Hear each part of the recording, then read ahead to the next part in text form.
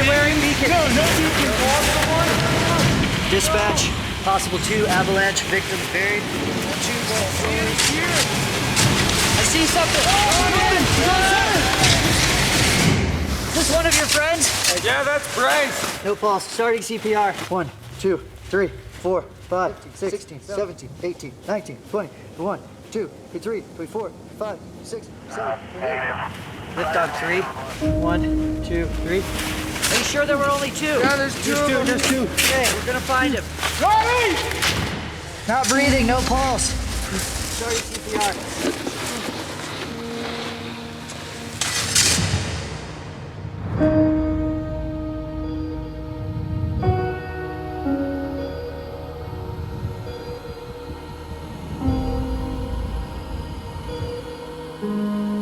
Nature can turn deadly in a matter of seconds. It's hard to believe that such a tragedy could happen. The accident has left many in the skiing world in shock. Tragic news tonight as 2 elite skiers training for a spot on the U.S. Olympic team are killed in an avalanche. Rescue crews from Sölden were on the scene immediately with multiple helicopters. Our thoughts and prayers are with those who are apparently lost in this specific incident.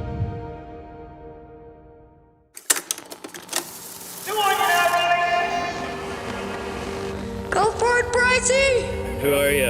I'm Bryce, Astle. How does the gangster chains play into effect in your slalom skiing? Pretty aerodynamic. Hey, turn up. Come on, Ronnie, arms up. Happy birthday to you.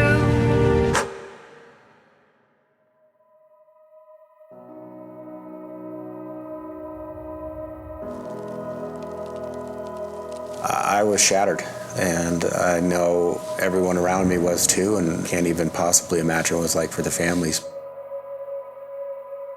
Losing Bryce and Ronnie was a huge hit to the U.S. team. They're the next generation. These 2 guys were the best in their disciplines. Bryce in slalom, Ronnie in downhill and Super G. They were the next up-and-comers. They could be the guys competing in the Olympics.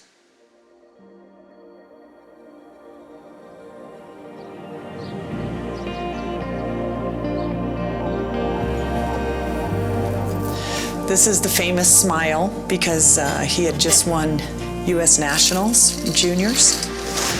He always had my back, and it makes you appreciate it more now that he's not here, you know?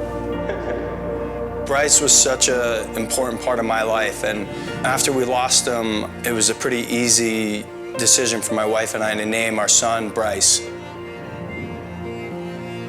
He lived for every moment. He would get done training and he would go out and he would ski.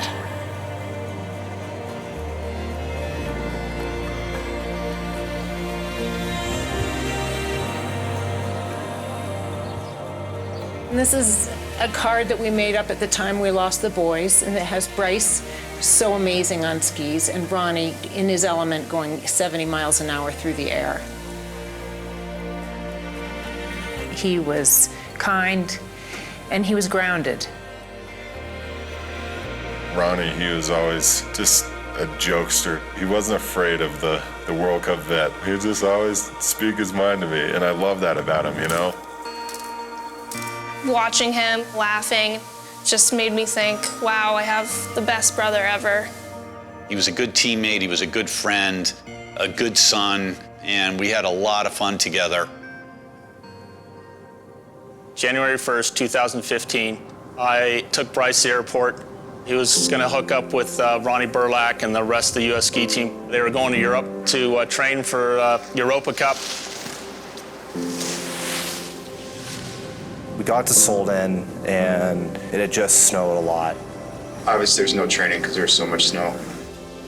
So we sent everyone out to go ski around and have some fun. Just seeing snow that's untouched and being like, this is a dream come true. We were having an amazing time. We could see the bottom of the valley, we could see the road, so we started skiing. I just remember skiing across this face, and all of a sudden, I just heard cracking.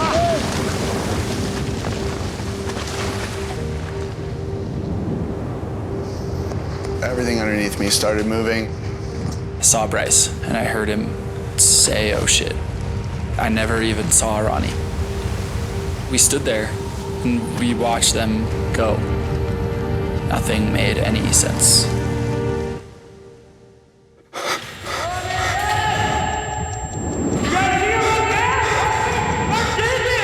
Then instinct took over, and there were people who had skied down right before us who saw everything and pulled out their transceivers. Are they wearing beacons? No beacons. No avalanche equipment. I need shovels. That was when I realized how stupid we were being. Okay, does anybody have a probe? We're at the bottom of Sölden 1. We need helicopter, 2 more patrollers, hasty team, then AED. Probably took 15 minutes for helicopters to come in. I was pretty aware that it had been too long. The first thing that appeared was Bryce's boots sticking up out of the snow. He was upside down. His boot was 6 feet from the surface. Came across Ronnie a few minutes later. Ronnie, we got him. Did you get him out of the hole? That was an image that I'll never forget.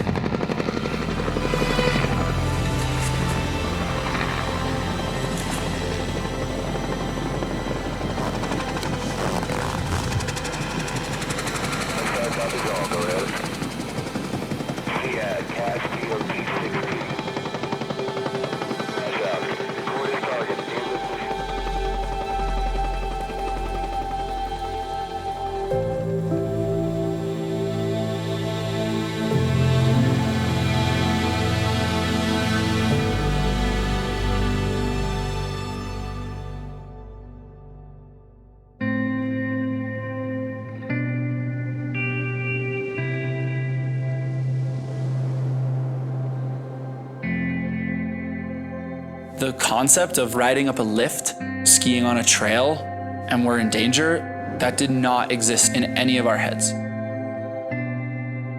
The coaches and the boys did not receive any orientation or any training regarding the dangers of skiing in Europe versus skiing in North America. None of the young men in that group knew the difference between on and off-piste. Off-piste in the United States is defined as out of bounds, going through the gate, going under the rope. That's not what the rules are in Europe. When you are off the groomer, you are off-piste. In Sölden, the day before the avalanche that killed Bryce and Ronnie, there had been heavy snowfall and strong winds. What that did is it put a lot of weight on top of the snowpack, which was fragile. Once these skiers got onto that slope, it couldn't support the additional weight. That weak layer fractured over a wide area, and that slab came crashing down.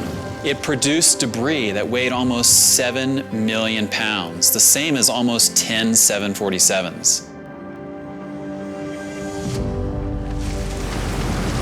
It takes all of 20 minutes to learn and to be educated. You want to make sure you're prepared. There are 5 points that are always really good to remember. You want to get the gear, get the training, get the forecast, get the picture, and get out of harm's way. First, you need the gear. Going in the backcountry, you need a beacon, a probe, and a shovel. And unfortunately, that day in Sölden, the boys did not have that. Ronnie!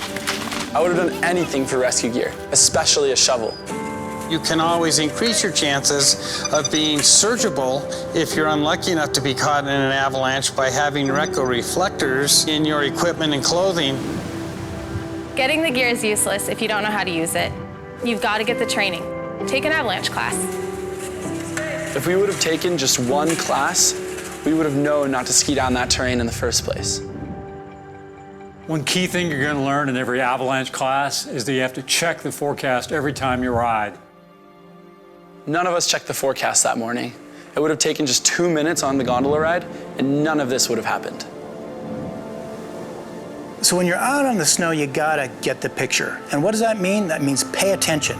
Are you seeing recent avalanches? That's by far the most important clue. That's like Mother Nature screaming in your ear. If we had known it wasn't controlled, we 100% would not have been there. Finally, get out of harm's way. What that means is only one person is riding the slope at a time. We were breaking one of the simplest rules. In some ways, it's a miracle that all 6 of us didn't die. Once you get to the bottom, you need to get out of the way. That way, if somebody else in your group triggers an avalanche, you won't be caught. These 5 simple steps everyone should know about, and everybody should be trained in. Coaches, parents, athletes, administrators of the program.